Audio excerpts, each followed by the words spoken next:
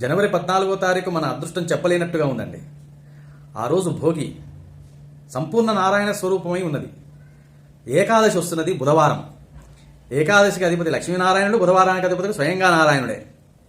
అంతా నారాయణ స్వరూపమై ఉన్నది. పొద్దున 5 నుండి 6 లోపు భోగి మంటలు వేసుకుంటారు. బలిచక్రవర్తి యొక్క ఆశీర్వాదం లభిస్తున్నది. ఎవడైతే భోగి మంటలు వేస్తాడో వాడి ఇంటి ముందుకి బలిచక్రవర్తి వచ్చి ఐశ్వర్యం ఇచ్చిపోతాడు. ఇంకో రహస్యం ఉన్నది. ఆ రోజే రంగనాథ స్వామిలోకి లీనమైంది అమ్మ గోదాదేవి.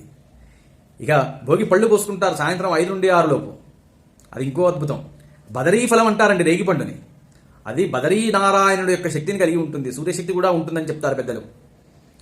ఆ బదరీ వృక్షం కిందనే నరనారాయణుడు తపస్సు చేశారు. మహాభారత వృత్తాంతం అదే బదరీ క్షేత్రంగా మారింది.